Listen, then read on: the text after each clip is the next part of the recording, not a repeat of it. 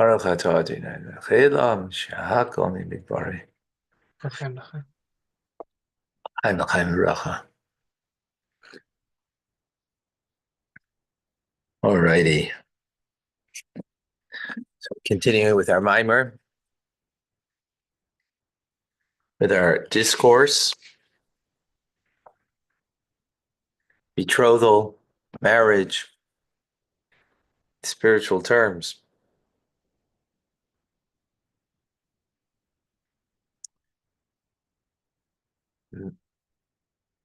Mitzvahs are likened to betrothal, as betrothal separates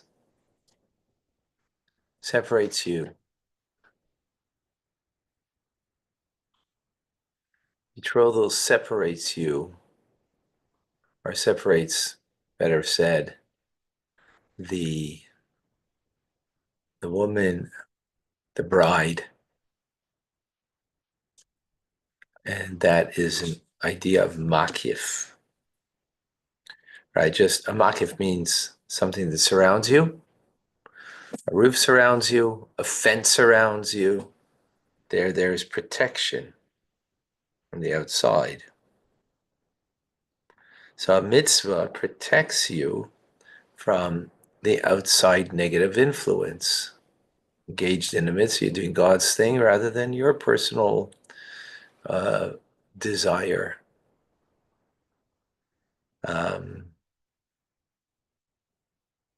Doing God's mitzvah, you are not influenced by, in that moment, by negative forces from the outside.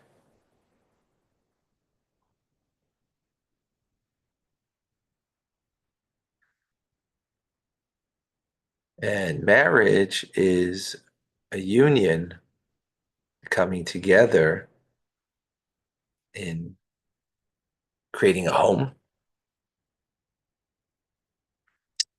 And that's and relations, which then becomes a internal connection.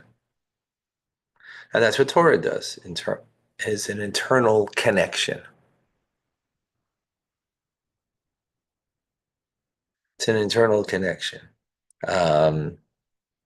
As Torah is likened to food, food is internalized and gives us life from the inside.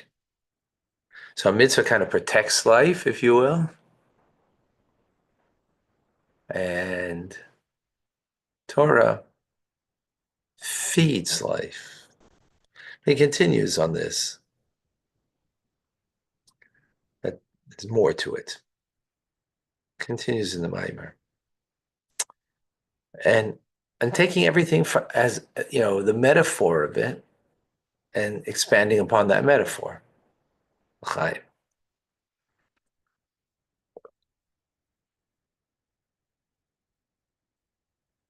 Just like betrothal between a man and a woman, literally. So a man gives something of value.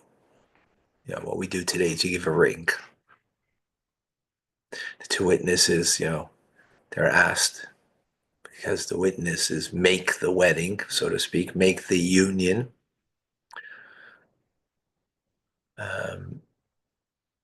So the rabbi asks him, is this a shavapruta? It has to be minimal amount, a value of a pruta. Now,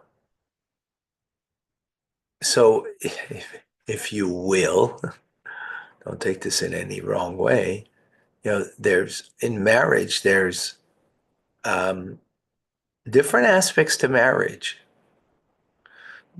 but there is a level of marriage that's transactional, right? In other words, I have the things I need to do in marriage, and the woman has things that she needs to do in the marriage, right? To make a child, there's things I need to do and there's things a woman needs to do, right? Literally. So there's a level of there is a level in marriage that's transactional that is actually expressed by the fact that a man is giving something of value. Okay, again today a ring. Um, that with that she could purchase things to sustain her life. It doesn't do that, but just bringing out the transactional idea here. Right? The marriage is, of course, meant to go deeper than being just transactional, but there is an aspect to it. So now let's take the metaphor over here. The man gives something, and with that, the woman has a capacity to have sustenance. So that similarly, God, through a mitzvah, he's giving us, right? That through the fulfillment of the mitzvah, he's giving us life, right? He's betrothed us in this mitzvah. Right? He's betrothing us in the mitzvah of charity, the mitzvah of tefillin, of saying the Shema, the, you know, the mitzvah of visiting the sick, whatever mitzvah it is, Shabbos, he's betrothing us. Meaning through the fulfillment of the mitzvah, it's drawn to us a vitality to us who fulfilled the mitzvah, right? That's what God's giving us. He's giving us vitality through, just as the woman is getting, through getting the value of something as Shavapruta, she's getting sustenance. Well, we're getting sustenance, spiritual sustenance through the mitzvah. And further, as it says about mitzvahs, that they are given to us, that we should live with them, meaning they should sustain us. Literally means, shouldn't do a mitzvah to die by, right? Mitzvahs are there that give us, that we should live by the mitzvahs. And in this context, it means here that doing the mitzvahs is giving us life.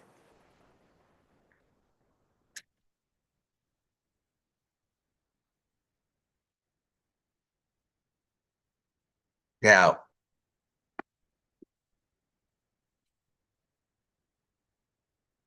so follow now. Now, even though mitzvahs, we speak about them to being what we call Ratzon Elyon, the um, the supernal divine will of God. And Ratzon is not something internalized. Here we're talking about you get sustenance that's internalized and gives you life. That's what a mitzvah does, right? Till now, we're talking about a mitzvah that is protecting you, right? Because it is a makif, it is a external surrounding, you know, it doesn't say here in the mimer, but when when you travel, you go somewhere and so someone will give you $1 or whatever amount of money, and here be a shliach mitzvah, be an emissary to do a mitzvah. In other words, when you go back home, give this dollar to charity. And it's much of what the Rebbe did for many years, giving dollars on Sundays, right, to promote charity. So often the Rebbe said, when you go back to Israel or go back to your hometown, give this in the charity box in your home or in the synagogue or whatever it was, right? And aside from the fact that the Rebbe is, promoting charity, he's also making you an emissary to do a mitzvah. And now you're an emissary to do a mitzvah, so you get added protection from heaven. Because your trip now includes, not just your return home, which is your personal thing, but it includes a mitzvah. That you're going to give charity? Ah, it's only $1. Irrelevant, but irrelevant. But that dollar, someone could buy something that could give them life, that could sustain them. Right? Well, you might say, well, how much can $1 get you today, right? No, that's, it's the idea, it's the concept of it here, right? So, um, so here the idea is that going to do a mitzvah, you're an emissary, you have this bubble around you, surrounding you, the light of God that is there as a protectorate. Now, Rebbe is given a metaphor elsewhere that it's like a helmet. A helmet is also a protection, right? Fighting a war is a protection. Does it guarantee that you will come out of it, you know, okay? No. Can it make the difference? Absolutely. It surrounds the head to protect. So mitzvah surrounds you that protects you from negative forces, right? Your own negative forces, as we mentioned before, and the negative forces, that are just out there. That's the surrounding opposite. Now we just said though, it's like, you could get the metaphor of the marriage giving the ring or the value, right? Now the woman that represents the Jewish people here doing a mitzvah, right? God is the man who's giving. He's giving us vitality. He's giving us the means for vitality. And then through the mitzvah, we get the vitality. That's more internalized. So now what he's saying, but isn't mitzvahs, as we said, asher kiddushanu, that they are the divine will, which is encompassing, that is, right, just as the roof is a protectorate beyond you, a fence protects you, is beyond you. So the mitzvah is the divine will, which is beyond. Nonetheless, it's drawn that light and vitality to the individual who fulfills the mitzvah. And it's internalized. Oh, so we're adding something here. Right, we spoke about Torah being internalized as food. Now we're saying the mitzvah also is internalized, the light of God, through the act of doing the mitzvah, even though, we've been explaining till now differently, right?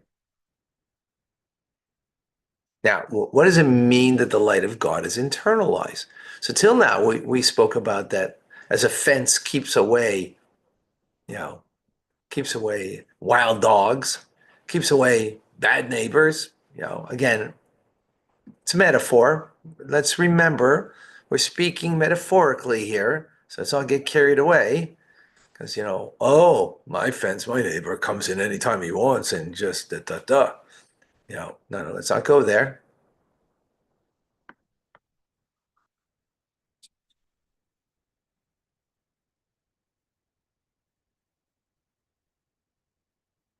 Um,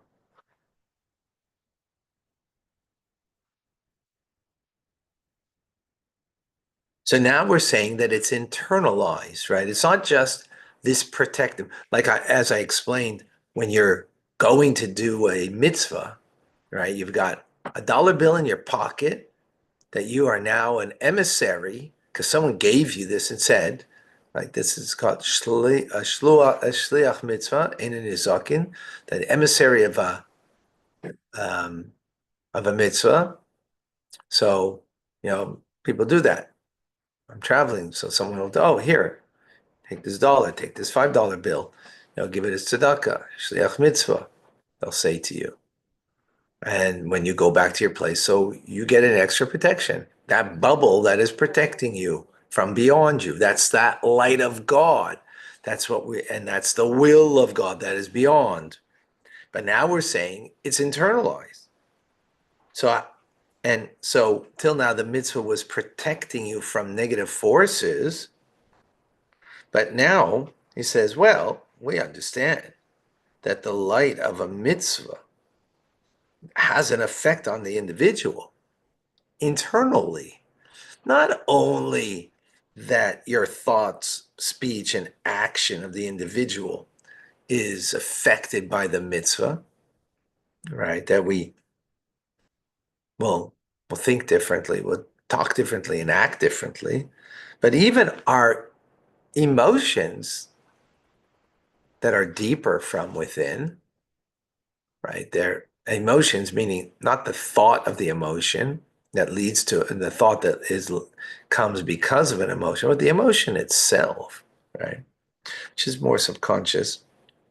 Even the will and the pleasure of the individual, as explained in the Maimer,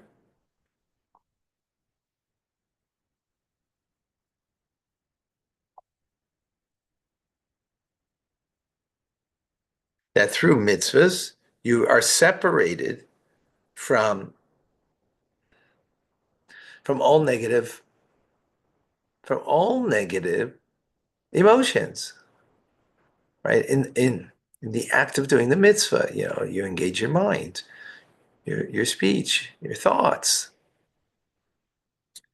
right? So in removing you from this, right? The more you remove yourself from that negativity, the more then you are binding yourself um, through the mitzvah that your pleasure is only godly pleasure. Well, as pleasure is something internal, right? Which is the most internal thing that there is, right, in the individual. Internal in the sense that, your pleasure is your pleasure. That your pleasure becomes only for godliness. Uh, that's what's sweet for you. No, I had an apple earlier, sweet apple,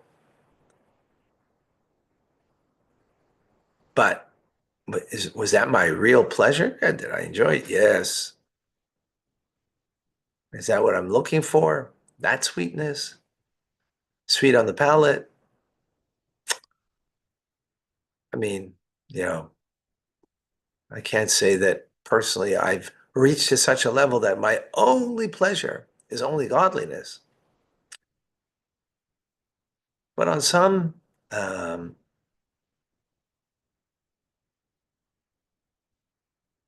on some level, there's a truth to that. That the mitzvah makes that effect. That in the mitzvah, that we are drawn to, the pleasure. We're all drawn to pleasure. Question is the pleasure of what? The apple, of just, a beautiful uh, picture that, gives us pleasure, or to the pleasure in the divine, in the mitzvah.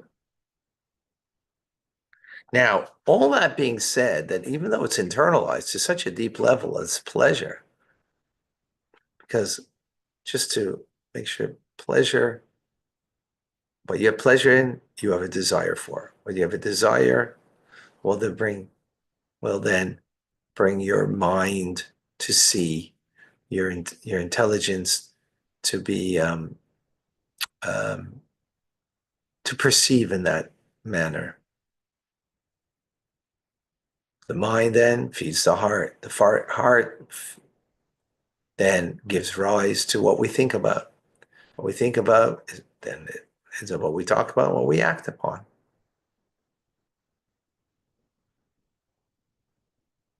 Nonetheless, concludes the Rebbe this point that all this is only in the external part of the heart. It doesn't reach the depths of your heart. And that's why mitzvahs are only called betrothal. Because betrothal is not the complete union between man and woman, between God and the soul. Right? It's not. It's not complete. It's not thoroughly to the depths of the heart. It's only on the external part of the heart, as opposed to Torah, that is deeper part, touches a deeper part in the heart, the study of Torah, which we're doing right now, right? Which to be continued, because our time is up. But I hope you're all following the metaphor, because that's the what's important is to see how every aspect of the metaphor is, bringing out the point, and then to appreciate, the power of of the mitzvah in this case. Yeah, we're good. It's a good metaphor.